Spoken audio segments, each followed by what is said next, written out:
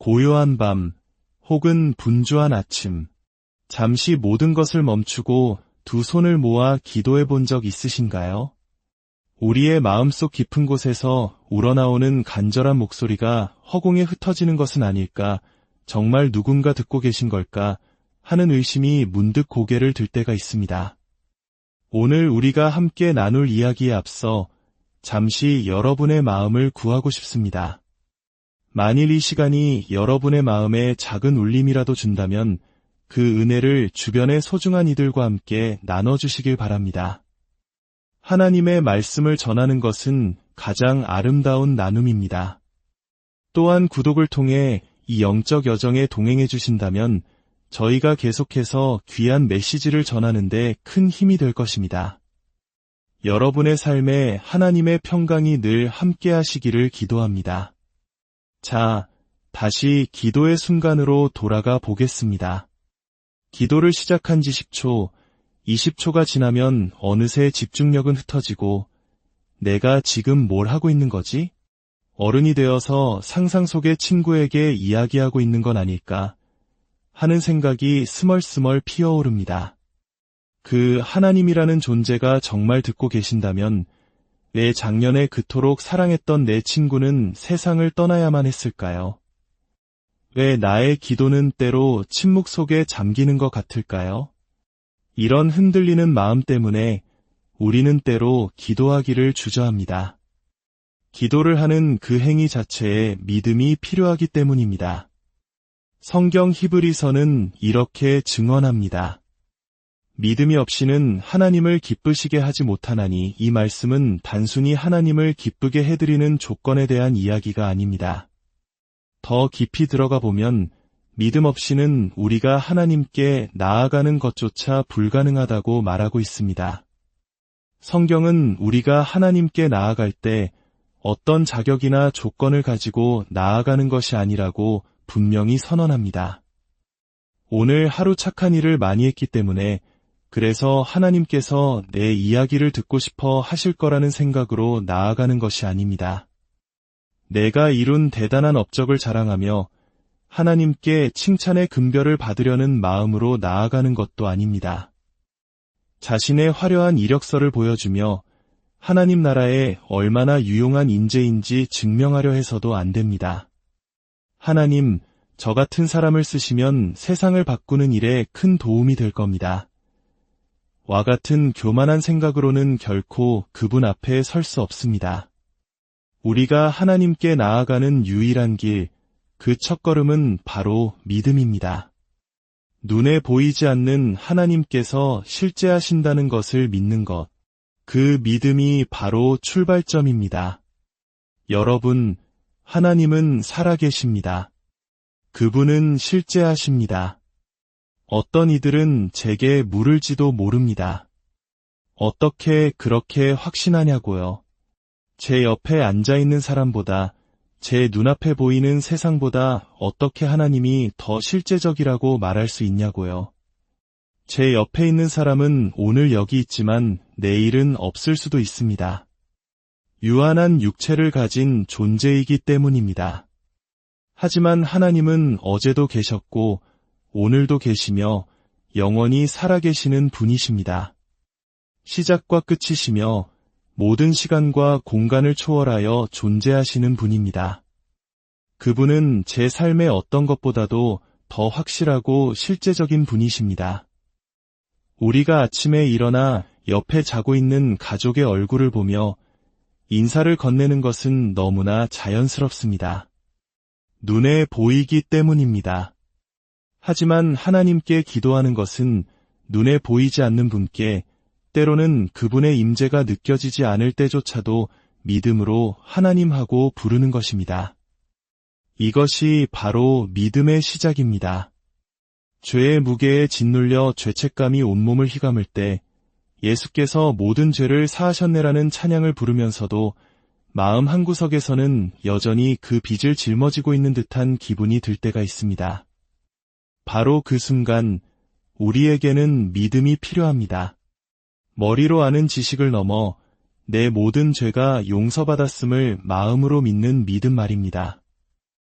히브리서 기자는 당시 새로운 신앙을 받아들인 성도들에게 이 믿음의 본질을 설명해주고 싶었습니다. 그들은 율법을 지키는 행위로 하나님께 나아가려던 과거의 습관과 보이지 않는 하나님을 믿음으로만 바라봐야 하는 새로운 길 사이에서 혼란스러워했습니다. 그래서 히브리서 기자는 그들을 격려하며 믿음의 두 가지 핵심 기둥을 제시합니다. 히브리서 11장 6절은 이렇게 말합니다. 하나님께 나아가는 자는 반드시 그가 계신 것과 또한 그가 자기를 찾는 자들에게 상 주시는 이심을 믿어야 할지니라. 첫 번째 기둥은 하나님이 실제로 존재하신다는 믿음입니다. 이것은 우리가 방금 깊이 나눈 이야기입니다. 그리고 두 번째 기둥은 그분이 자신을 간절히 찾는 자들에게 상 주시는 분이라는 믿음입니다. 이 두 번째 믿음이 없다면 어떻게 될까요? 하나님이 존재한다는 것은 믿지만 그분이 나에게 좋은 것을 주시는 분, 즉 보상하시는 분이라는 믿음이 없다면 우리는 그분의 부르심에 응답하기를 두려워하게 될 것입니다. 마치 전화를 걸어온 사람이 내가 누군지 알지만 왠지 나에게 무언가를 요구하거나 빼앗아갈 것 같아 수화기를 들지 못하는 것처럼 말입니다.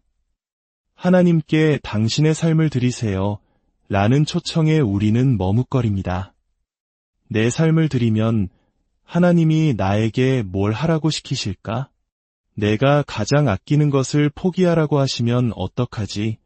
하는 두려움이 앞섭니다. 제가 예전에 만났던 한 부유한 사업가가 있었습니다. 그는 하나님께서 자신의 돈을 원한다고 생각했습니다. 하나님께서 마치 무언가 부족해서 우리에게 손을 내미시는 분인 것처럼 오해했던 것입니다. 저는 그에게 천국의 길이 황금으로 포장되어 있다는 이야기를 해주었습니다. 우리가 이 땅에서 그토록 소중히 여기는 것들로 천국의 길을 만드시는 분께 우리의 작은 물질이 왜 필요하겠냐고 말입니다. 그는 하나님이 실제한다는 것은 믿기 시작했지만 하나님을 자신의 것을 빼앗아가는 부담스러운 존재로 여겼지 좋은 것을 주시는 보상하시는 분으로 보지 못했습니다. 많은 경우 우리도 이와 같습니다. 하나님께서 우리를 부르시는 발걸음을 떼는 것을 두려워합니다. 그 부르심에 순종했을 때 치러야 할 대가가 무엇일지 걱정하기 때문입니다. 하지만 하나님과의 관계는 우리가 모든 것을 완벽하게 준비했을 때 시작되는 것이 아닙니다. 오히려 그 반대입니다. 나의 연약함과 부족함을 있는 그대로 인정하고 하나님의 자비하심에 온전히 몸을 던질 때 시작됩니다. 내 모습 이대로 주 받으옵소서 라는 찬양의 가사처럼 아무 공로 없이 오직 나를 위해 흘리신 예수 그리스도의 보혈만을 의지하여 나아가는 것. 그것이 바로 하나님 앞에서는 유일한 믿음입니다. 때때로 우리는 믿음이라는 단어를 오해합니다.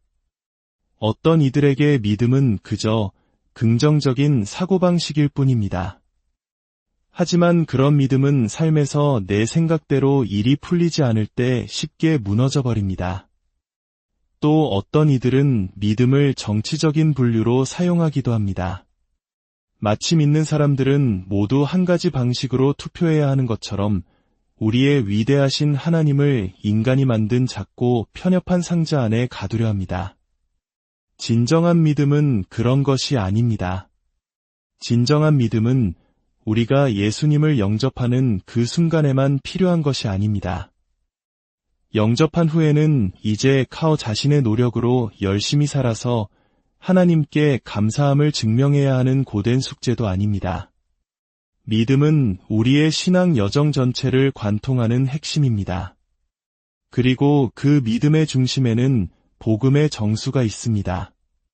복음이란 무엇일까요? 한 문장으로 요약하자면 이렇습니다. 예수님께서는 아무 죄가 없으셨지만 마치 죄인인 것처럼 죽으셨습니다. 그 이유는 죄로 가득한 우리가 마치 죄를 한 번도 짓지 않은 의인처럼 살아갈 수 있도록 하시기 위함이었습니다. 그분은 죽어야 할 죄인처럼 죽으심으로 우리가 결코 누릴 자격 없는 영원한 생명을 얻게 하셨습니다. 그분은 범죄자처럼 십자가에 달리심으로 우리가 하나님의 자녀라 불릴 수 있게 하셨습니다. 이것이 우리가 믿는 복음의 핵심입니다. 그러므로 이번 한 주 스스로가 하나님 앞에 나아갈 자격이 없다고 느껴질 때 이 사실을 기억하십시오. 예수님께서 죽으신 이유는 바로 당신이 죄 없는 자처럼 살아가게 하기 위함입니다. 당신이 담대하게 기도할 수 있도록, 과거의 사슬에 묶여있지 않고 앞으로 나아갈 수 있도록, 사탄이 던지는 정죄의 돌에 맞서 나는 그리스도 예수 안에 있어 결코 정죄함이 없다고 선포할 수 있도록 하기 위함입니다. 사탄이 당신의 과거를 들추며 속삭일 때 이렇게 대답하십시오. 내 말이 맞을지도 모른다. 나는 연약하고 죄를 지었다. 하지만 나의 모든 죄는 2000년 전 십자가에서 완전히 지불되었다. 이것이 믿음의 선포입니다. 히브리서 기자는 이 새로운 믿음의 길을 걷는 것이 얼마나 낯설고 어려운지 잘 알고 있었습니다. 그래서 그는 믿음의 조상 아브라함의 이야기를 꺼냅니다. 하나님은 아브라함에게 아들이 한 명도 없던 75세 때 그를 여러 민족의 아버지라고 부르셨습니다. 그리고 그에게 말씀하셨습니다. 너는 내가 내게 보여줄 땅으로 가라. 히브리서 11장 8절은 그 순간을 이렇게 기록합니다. 믿음으로 아브라함은 부르심을 받았을 때에 순종하여 장래의 유업으로 받을 땅에 나아갈새 갈 바를 알지 못하고 나아갔으며 갈 바를 알지 못하고 나아갔다. 이것이 바로 믿음의 본질입니다. 어디로 가는지 알지 못한 채 떠나는 것. 이것이 정말 하나님의 뜻인지, 이 길이 정말 맞는 길인지 확신할 수 없을 때에도 부르시는 그분의 목소리 하나만을 믿고 발걸음을 내딛는 것. 물론 이것이 우리에게 직장을 그만두고 무작정 낯선 곳으로 떠나라는 의미는 아닐 것입니다. 아브라함의 이야기는 지리적 이동에 대한 것이기보다 믿음 안에 머무르는 것에 대한 깊은 통찰을 줍니다. 매일의 삶 속에서 하나님의 인도하심을 신뢰하며 비록 내일이 불확실하고 미래가 보이지 않더라도 오늘 나를 부르시는 그분의 음성에 순종하며 한 걸음씩 나아가는 것. 그것이 바로 오늘 우리에게 요청되는 아브라함의 믿음입니다. 우리의 영적 성숙도는 하나님께서 말씀하셨을 때와 우리가 순종하기까지 걸리는 시간의 길이와 반비례한다고 합니다. 부르심을 듣는 즉시 순종했던 아브라함처럼 우리도 주저함 없이 하나님의 뜻에 우리 자신을 내어드릴 수 있기를 소망합니다. 사랑하는 여러분, 하나님께서는 오늘도 우리 각자를 부르고 계십니다. 우리의 과거가 어떠했든 현재 우리의 모습이 얼마나 부족하든 상관없이 믿음으로 나아오기를 기다리고 계십니다. 그분은 실제하시며 그분을 찾는 자에게 가장 좋은 것으로 상 주시는 분이심을 믿으십시오. 예수 그리스도의 십자가 공로를 의지하여 담대히 은혜의 보좌 앞으로 나아가십시오. 갈 바를 알지 못할 때에도 우리를 인도하시는 선한 목자 되신 주님을 신뢰하며 믿음의 발걸음을 내디드시길 바랍니다. 함께 기도하겠습니다.